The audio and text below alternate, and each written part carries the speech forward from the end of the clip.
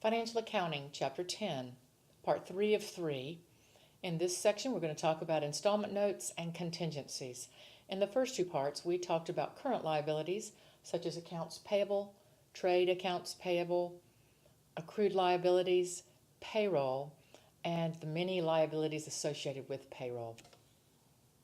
So let's talk about installment notes. These are debts that require the borrower to repay the money in equal periodic payments. The loan is going to be signed, it's going to be in writing, the terms possibly will be notarized, and there will be an official statement for the lender for the terms of the note.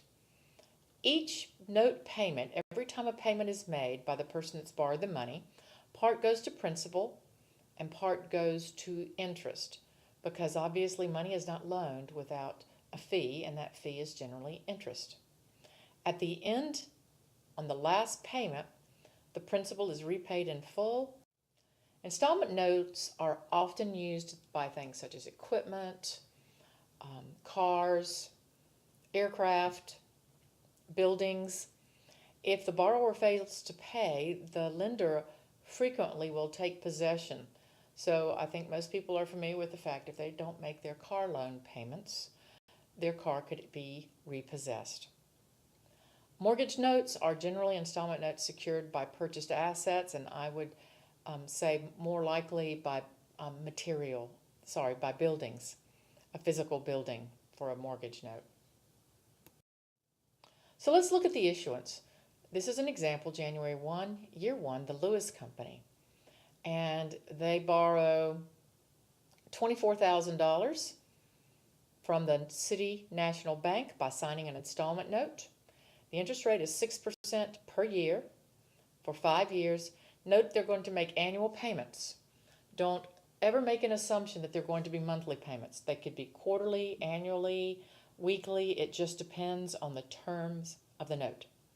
When the note is issued, the Lewis Company records the cash, increase the asset of cash with a debit to $24,000, increase notes payable $24,000. And the installment note would be noted down here. If this were my journal entry, I would have all of these details up here and then some. The more details you can put in a journal entry for future record keeping, the better off you are. The periodic payments, as indicated, are $5,698. And this amount is going to be split up, because I think if you note, $5,698 times 5 is a lot more than the $24,000 borrowed. And that is because of the interest that has to be paid. So as we've said before in several occasions, interest and principal is going to be a part of this $5,698 payment. In fact, if you Google online amortization schedules, they will allow you to input a dollar amount of a loan and an interest amount and the terms of the loan, 5 years, 10 years, and whether or not payments will be made monthly, annually, etc. And you can see how much the payments will be.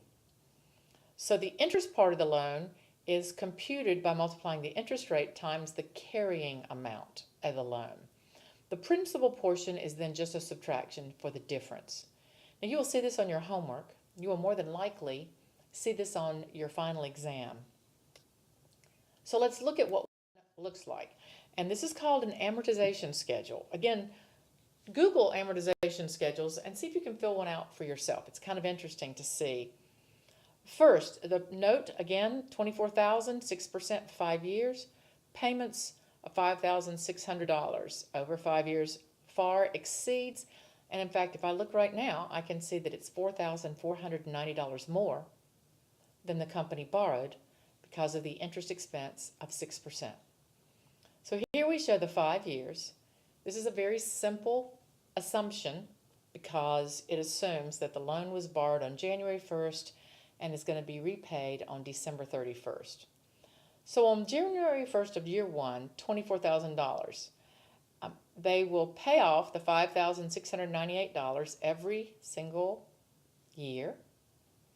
The interest portion for year 1 is $1,440. That's 6% of the carrying amount, which is $24,000. So if I take the $56.98, subtract 1440, I come up with the fact that my principal has been reduced by 24,258. So 24,000 minus 4258, I said that backwards, sorry. 24,000 minus 4258 equals 19,742. That's my new carrying value. Watch how this number is carried forward to the beginning of year 2. So if I were to come up with the money on January 1st, year 2, this is the amount that I would pay off, because I've already paid off $4,258 on top of paying them interest. End of year 2, I pay the exact same $5,698. The interest now is reduced. Notice interest is getting smaller because I owe only $19,742. And when I multiply that times 6%, I see that the carrying amount, now the interest is going to be $11.85.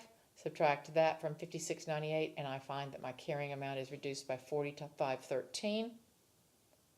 $19,742 minus $45.13 equals $15,229. New carrying value, exact same payment. The new carrying value times 6%. Notice interest continues to lower. $56.98 minus $914, we come to the $47.84. New carrying amount. We come all the way down to the very last payment. We've got a rounding of interest, as you see here, 6% of $53.74, and we find that we've paid off the loan. We owe nothing, and we've paid $4,490. If this is a new concept for you, or if it's a difficult concept, I would strongly suggest you pay close attention to the homework that we go over, but also that you are very conscientious of the fact that this is a real world scenario. If you ever have a car loan, or if you ever have a home mortgage or a boat loan, this is the same exact kind of scenario. And you can Google, as we've said, amortization schedules and see what your schedule might look like given a specific interest rate. Now, interest rates depend upon the credit history of the person borrowing the money. And again, notice we borrowed $24,000, the Lewis Company did, repaid an extra $44.90 to pull out a larger note payment.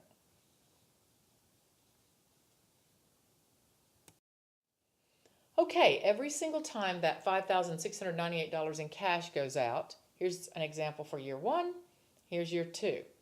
Notice cash is going out. Then we record interest expense as an expense to match with a year, and we show that our notes payable has reduced, and the notes payable will now reflect the accurate carrying value of this loan. Similarly, for year 2, these numbers come from the amortization schedule on the prior slide. So let's move on and talk about contingent liabilities. These are liabilities from past transactions that could possibly or potentially occur. It's contingent means this might happen. It could be anything from a lawsuit to a warranty and maybe a loan guarantee. So contingent liabilities just depend. There are 3 types of contingent liabilities: probable, reasonably possible, or remote. And the attorneys and the accountants and management have to decide. So let's take an example. Boeing gets sued. We know that Boeing had some challenges with the batteries, the lithium batteries. Samsung gets sued. Once that lawsuit is initiated, they have to determine whether or not the possible liability of them owing money based on that lawsuit is probable, reasonably possible, or remote. There's a lot of gap details that allow professionals to make the decision. And if it is something that's probable and they have to estimate the liability, even though it's contingent, but if they think it's probable, they're going to have to estimate it, and they have to decide, is it estimable or not estimable? And in any case, they still have to record this in their financial statements as a footnote.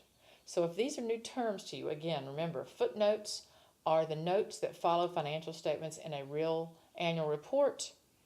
And recall that we're looking at liabilities, and in this scenario, we're looking at contingent or potential liabilities, and that there are different categories. So let's look at the contingents again.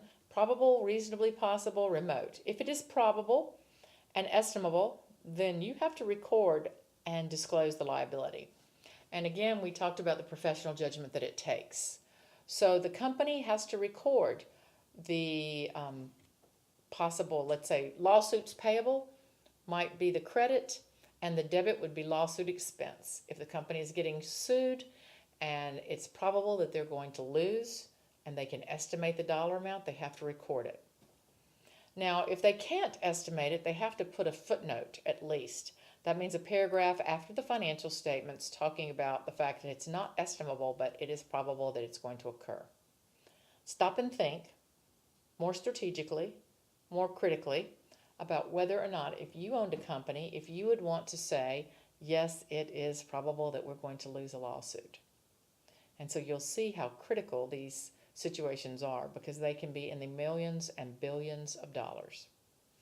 Now, if this contingency is reasonably possible, then you just have to disclose the fact that there's a reasonably possible liability. If it's remote, there is nothing to do at all. If you've been sued, but it's a remote chance that you're going to lose, you do nothing. So does this happen? My suggestion is you look at anybody from Boeing to Walmart, Apple Computer, any company you want. Pull up their 10K or their annual report and Google contingent liability, and you will find in the footnotes, probably a page or two, maybe even more, showing the likelihood of occurrence and showing whether or not they have disclosed this liability or not.